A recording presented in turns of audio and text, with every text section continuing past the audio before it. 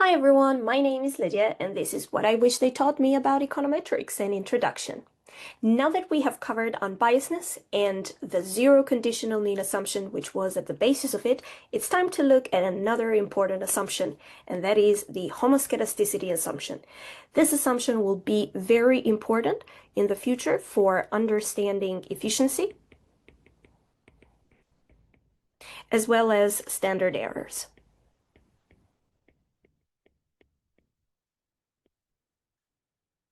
So let's dive into what does homoskedasticity say.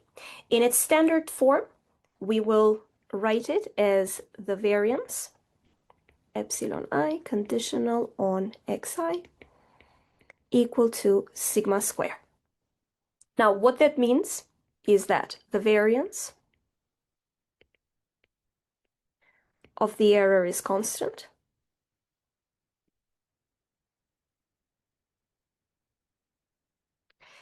It does not depend on the value of x.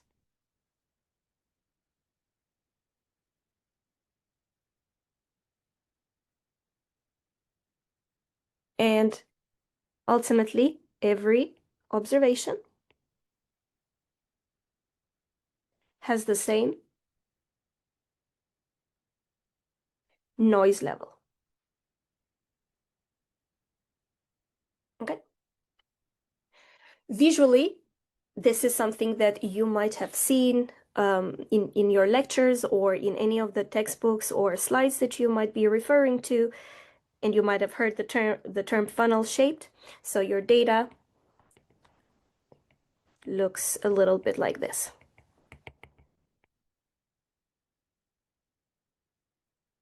Okay. So what is this shape really telling you? It looks almost like a cone, right? So it tells you that if you notice, for values of x that are small, so this is where the small values of x are, you have also small values of r, because this is where the small values would be. However, as your x increases in values, so in here, the variation in the values that you see for your y increases, because now look, the range for your y values goes from here to here, okay? So this is the new range.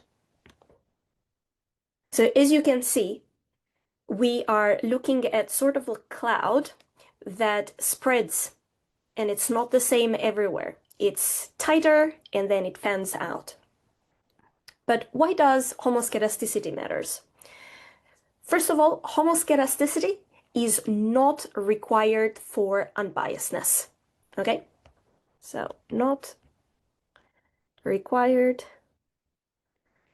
for statistical property 1. However, it will be required for two things, and that is having a clean variance formula for both the variance of the beta 1 hat and the beta 2 hat and the beta null hat. So it will be required for statistical property 2. At the same time, this assumption will also be required for the Gauss-Markov theorem, for which we will talk in another video. So for now, just keep in mind, without homoskedasticity, OLS is still unbiased. However, what changes is the debate on whether it's the most efficient linear estimator or not. How to spot heteroskedasticity? Well, apart from the graph, spotting heteroskedasticity could be done through many other kinds of tests as well. Most of the times, there will be issues with the standard errors. And the thing is, if homoskedasticity is violated as an assumption, any confidence intervals and t-tests will become unreliable. So, and this is the most important key takeaway here. If violated, we can no longer trust any of the t-values or standard errors. And why do I say and emphasize t-values or standard errors? Because when you do hypothesis testing to look at the individual significance of any of the betas that you're estimating, that means that those t-values reported to you by Stata or R, you can't take them at face value.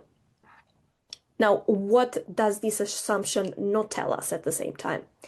Keep in mind, even if homoskedasticity is fulfilled, so you don't have to worry about it, it does not mean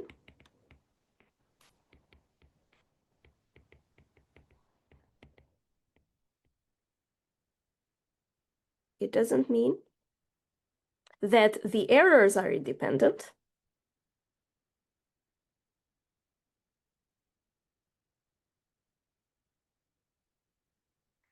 That the errors are normally distributed.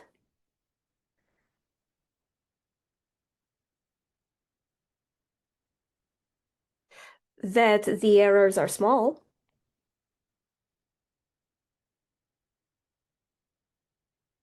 Or that they have zero expectation.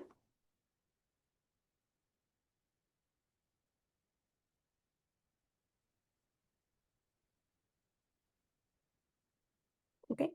Or that X causes Y, most of all.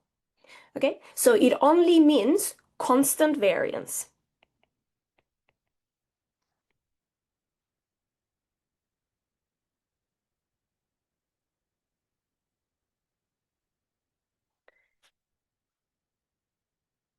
Ultimately, homoskedasticity is the assumption that will keep the variance formulas clean and gives us the OLS and its efficiency property. However, we will look into more details how exactly the homoskedasticity helps us get the formulas, especially for statistical property 2. And in the meantime, I'll let you with another video, which is should homoskedasticity be written as a conditional assumption or unconditional one, the same one we did for assumption 5. Until then, I'll see you in the next video.